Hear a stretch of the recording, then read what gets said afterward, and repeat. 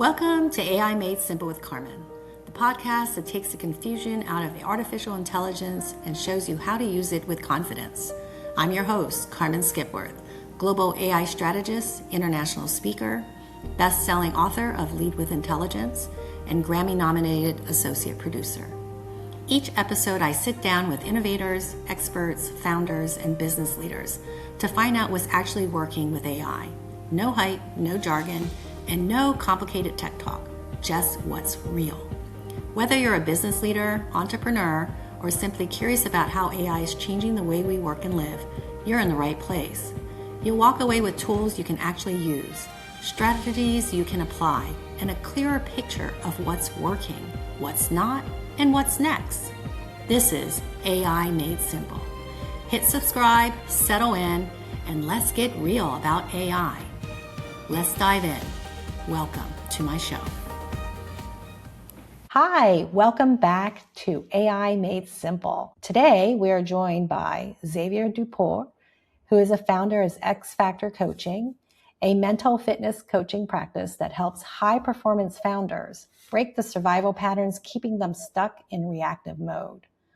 Before launching his practice, Xavier spent 12 years in corporate leadership, including 9 years at L'Oreal, leading cross-functional teams and multi-market operations. He's coached over 80 plus clients and combines neuroscience-backed mental fitness, training with nervous system work, and one-on-one coaching. Originally from France, Xavier is based in Southern California, and I'm glad you still have their French accent. So welcome to our show, Xavier. Thank you, Carmen. How are you doing? Good, thanks. Yeah, I'm so excited to talk to you today about X Factor coaching. And before the start, we were talking about, tell us how you came up with X Factor coaching, and, how you gravitate from your corporate world into coaching with neuroscience and all this back mental fitness, which is what we all need, right?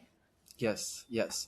So for me, it's let's say I'm going to make it a short version. It's a two-part story. I lost my mother to pancreatic cancer when I was 24 years old.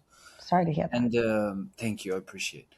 Yeah. And that was a big question rose in my head from that moment of looking at alternative medicine, because I couldn't believe that chemotherapy and what she went through during her cancer would be humanity's response for this kind of disease. So I was started to take interest into other people, how they've healed differently. And instead of looking them as exceptions and miracles, I would start looking into what they've been doing to change. And that's what led me to study years later, after moving to the US, having a long career in corporate. And the second step is that I got divorced in 2019 at 37 years old. And that was a big moment where I had to reassess where I was in my life. Did I become the person I wanted? Was I doing the things that got me excited? I was not happy at that moment. I was trying to understand why. And that's when I started jumping and diving into studying psychology and the human mind.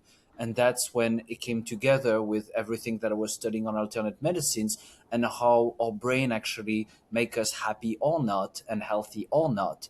And that's what got me into creating X Factor coaching to help people re-become their unique self. And that's why X Factor, it's also the first letter of my name, because we have all a unique individuality that we want to express, and I help people achieving just that.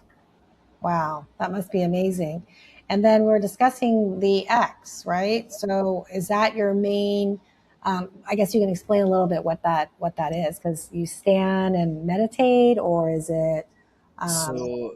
So yeah, thank you for asking. The X reset is a move that I came up with by studying yoga and ancient techniques in order to find a way to create a controlled stress response from the sympathetic nervous system.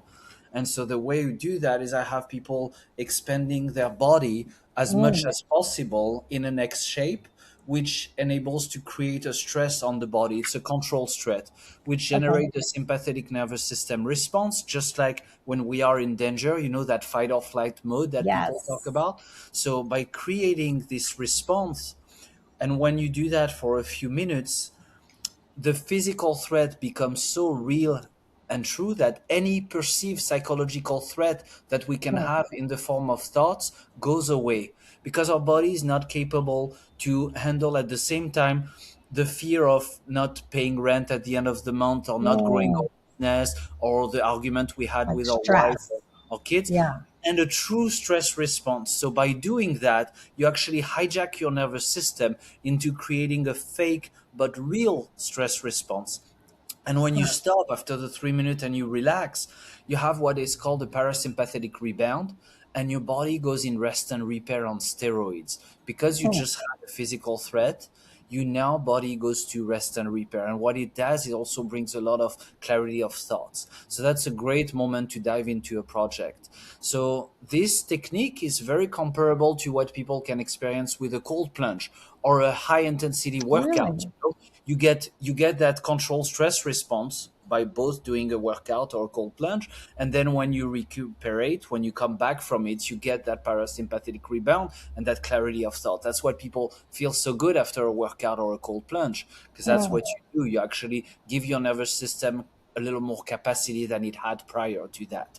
Except that my tool, this X reset that I came up with, you don't require a cold plunge, you don't require tools to do a workout. You Thank can do it goodness. in 3 minutes. It's really quick. So that's what I teach that to people, because it's a great tool to get out of situations where you get really polluted by your thoughts. Yeah, no, that's really good. So you just make yourself in the form of an X for 3 minutes and Yes, meditate and you or just fully expand. You clear. really want to create attention. If you half-ass do it, it will not have the same effect. You really want to spread yourself as you're trying to expand physically as much as possible, and it will create that tension in your body. Interesting. So, do you have people coming to you? You know, we're talking about stress of life or cold plunge. Thank goodness I'm going to do that instead of cold plunge now. So much easier, less shocking.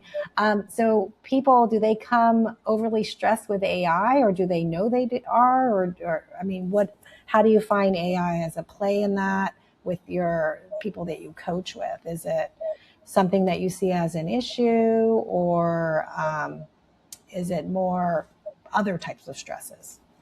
That's a great question. I think AI right now is on everybody's lips. It's in the heart of all conversations, Right. whether it's on the personal or on the business front, right? Right. Everybody is talking about AI. So it is a source of stress. I think it's a trendy source of stress. Just like Hmm. when the internet came out, I think there is a lot of information around AI, a lot of noise, and people are not sure what lane to pick and what Right. tools to use. So because of that, it does create stress. There is at the same time all those companies that are advertising on social media. Hey, come do my AI class, learn this, do that. Right. And so it's really overwhelming for entrepreneurs, especially my clients deal with that. They tell me, what tools do I need to use? What will work for me? And and every time the Yeah. response is different, because it's not the same depending on what your business is, what Mm. stage you are, how techy you are, how much money you have to invest in those tools and in people who work those tools. So I think all that are part of the factors. But yes, AI is a source of stress these days for sure. Yeah. Okay. So AI is supposed to make life simpler, right? It's supposed to offload a lot of our workload and everything. But it seems like we are overly stressed. So are people actually coming in and saying, or do you say to them, well, didn't AI map out your day? Like why are you like in a frazzle? Or do you use AI in your case to guide them on how they're supposed to exercise or do some mental help for them? I mean, how do you find AI with your clients coming in, and do you use it with them too? I mean, that's kind of a interesting thing. Like if I came in and I said, "Oh my God, I'm so overwhelmed. I don't have any time, but I need to de-stress." What do you do? You know, or how do you deal with it? Like both ways. Like what do you think? Yes, of course. So first, I have to say that I'm not an AI pro. I use AI, I think, much more than the average person today. I've Okay. implemented it in my business and in my personal life for things that are useful to me. But I'm not a professional on AI. When I have a client who comes and have stress surrounding AI, I try to meet them where they are. Right? Some Right. of them don't even know how to use ChatGPT or Claude, and that's for them. It's like it's AI 101, right? They don't Right. even know what use they can have. They're scared of just using the tool as a conversational tool, so they're not even in the AI world. And you have people who start using some tools, and you can guide them a little more into going deeper. So it's really about meeting them where they are and seeing seeing what challenges they have in their business and how an AI tool could maybe benefit them. Just like I have different psychological tools to help them get out of their stress, I'm using, because AI is in the heart of conversation, different tools depending on the need, right? Interesting. Yeah, no, that's absolutely right. I mean, there's so many tools, and that's good that, you know, I don't know who's a real expert because it's constantly evolving, but you're able to help guide them a little bit on how to help them, right? Um, well, you also mentioned that you build detailed client avatars is one way that you use AI when coaching. So explain how you would do that. Yes, so it's something that I put together at the beginning of this year. In Oh, order for me to reach out to more people and scale, I wanted to find a way that is more personalized to people. As I tell you, everybody is unique, hence X factor, and everybody has a different set of problems. So you don't want to talk to each client or lead the same way.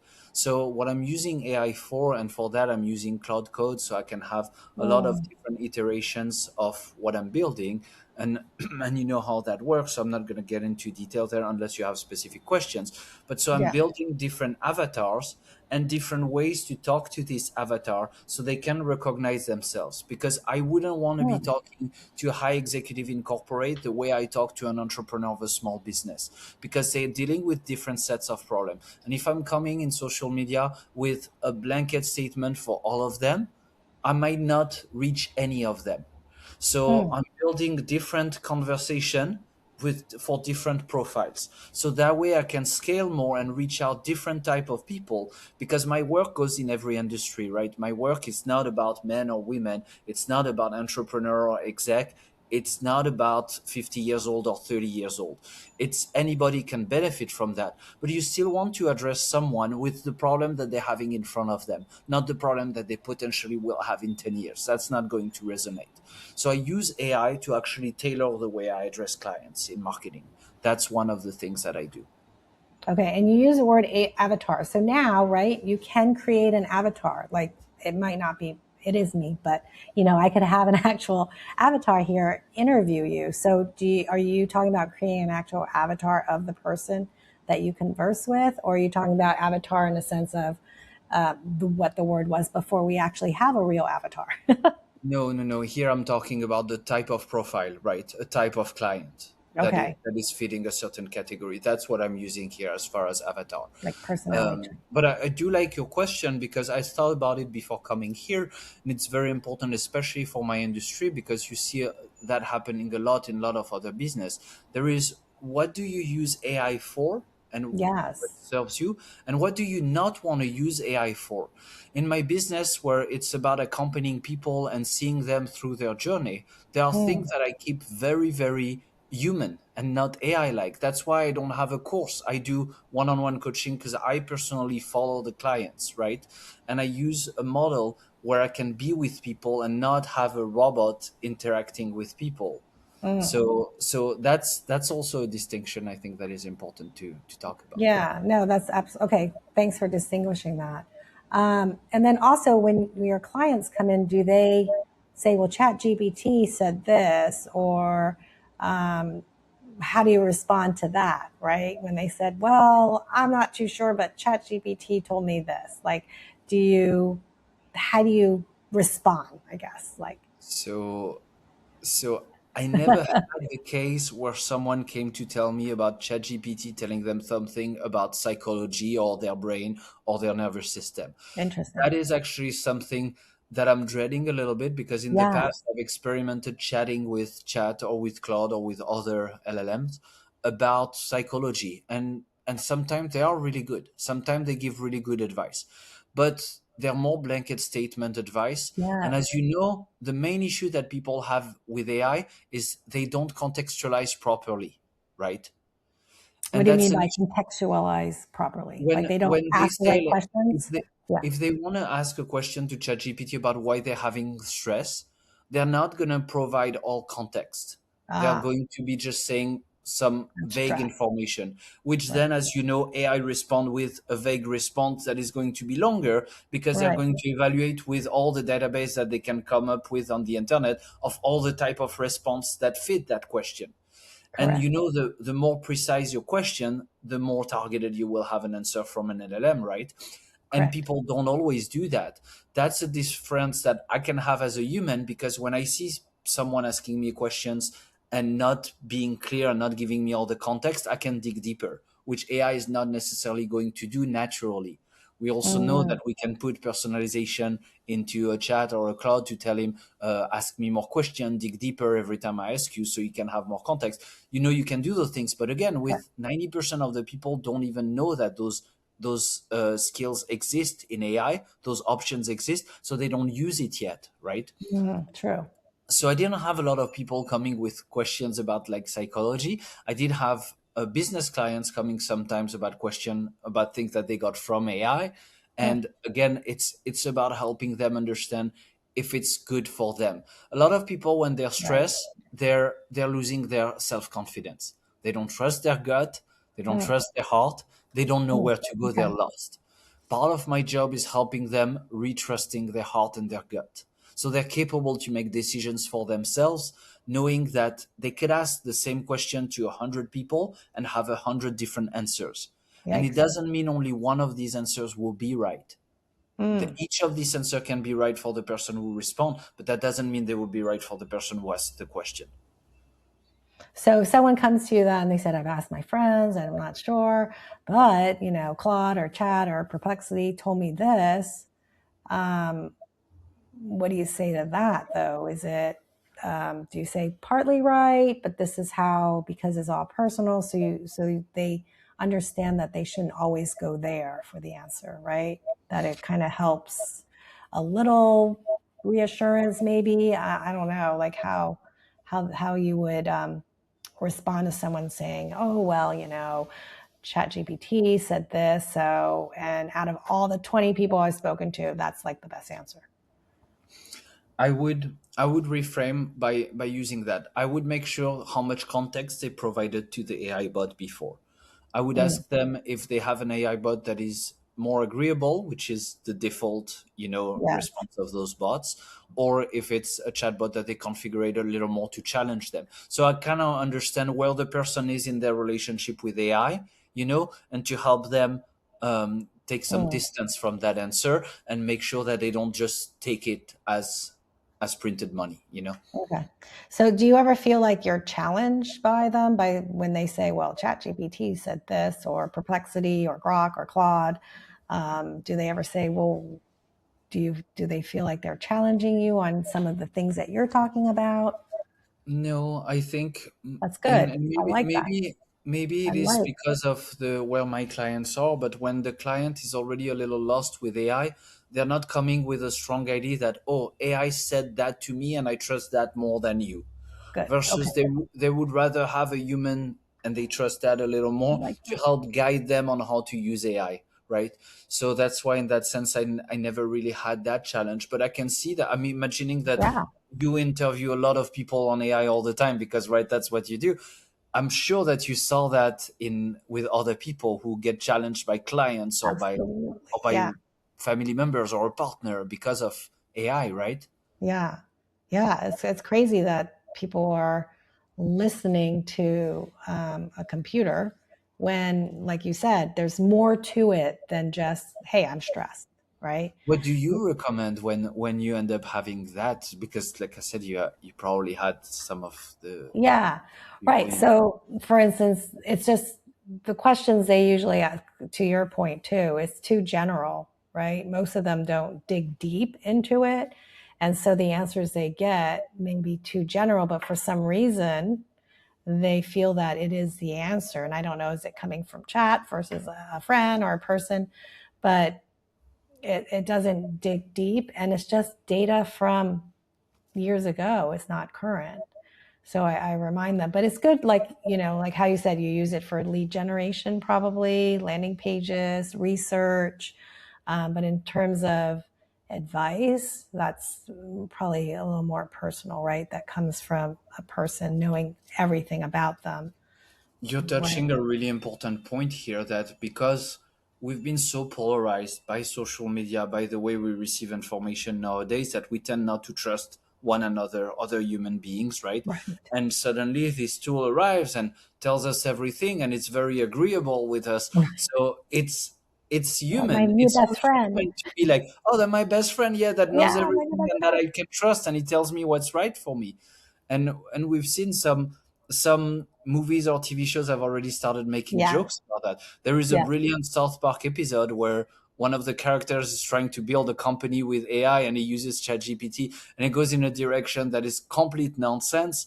And that's highlight exactly what's happening with a lot of people, which is true. They trust it blindly without yeah, understanding that you have to make it good, right, by those context layers, by giving it more information. So for me, another example of what I use is, when it comes to marketing, there are a lot of different ways to do marketing, right? There are people that have their way to acquire client, their way to do storytelling. So what I right. did is I picked a few marketers that I really like. I downloaded their books and all the information that they have as knowledge bases into Mm, Claude, nice. and I pull those knowledge bases depending on what I'm doing, whether it's content shooting or building an email nurture sequence, for sales. And depending if I want to be a little more aggressive, like an Alex Hormozy, and really about like getting results. If I want a little more storytelling, I can use someone else. And I'm using that, but when you do that intentionally, you know what you're getting, right? You Right. know that you're getting information from somewhere. It's all automated thanks to the architecture that AI provides, that you can do that much faster than in the past, where you would Hmm. have to jump into books and things and consume all that information and synthesize it and do all that work. Now AI can do all that for you, but you still want to tell it what you want, because if not, it's going to take all the marketers of the world, and they all have different ways to do things, and you're Correct. just going to have a blend of that, which is not necessarily going to be good, Right, because there right. is a rationale for each of those to do the things the way they do. So Correct. that's where it becomes really important to understand AI into more details. Yeah, no, great answer and absolutely right too. I mean, that's the direction that we're heading in. Um, so yeah, I know we're coming to our time. So before we end, I would like, Xavier to tell us what projects you're working on, how we can find you, um, you know, what are you doing? How do we reach out to you? And what type of clients are you looking for? Of course. So as I said, I'm helping mostly entrepreneurs or executives, everybody who feels that they're successful on paper. They have the job, they build the company, they have the family, everything is good, but they're not feeling good inside. There is something that is blocking them. That's exactly what I support people with, and Okay. that's the journey that I take them to. Because once you understand the inner blocks, that's when suddenly everything starts to fall in places in your business, at home, in your family, and your health, and everything goes with it. So this is what I do, and I do that. I accompany people for 6 months or a year, preferably. I like people who are committed, because it's a Mhm. process, and you're gonna go through that, and you want to see the different stage. Like I said, you want to see yourself falling back, you want to see yourself hitting a plateau, so you Mhm. understand exactly what's happening. That's why I like to follow people for a longer period, and so that's Virtual, in person? Sorry, is this virtual, virtual, in yes, person? on all on Zoom. So Okay. it's very easy to manage that. We have really good conversation with video. Internet is great, so we can. I have I love it. clients in Europe. I have clients all the way in the US or Canada. So yes, definitely easy to do online. And so to reach out to me, there is my email address, mail@xfactor.coach. My Mhm. Instagram, Xavier Duport Naem, that's my full name, where you can find I show people some things on Instagram, so they can have some value out of it, and I try to make it entertaining for them as well. And my website, xfactor.coach, and that's where you can connect to my newsletter and get more information about everything I teach. Well, fantastic. Yeah. So reach out to Xavier for any of that. I love the name too, X Factor. I'm going to go home and try to do some X positions and Explicit. It's called the yeah. explicit. Love it. All right. Thanks again, Xavier, for joining us. Thank you for listening, and we'll see you next time. Thank you Bye. so much, Carmen. Have a great rest of the day. Thank you. You too.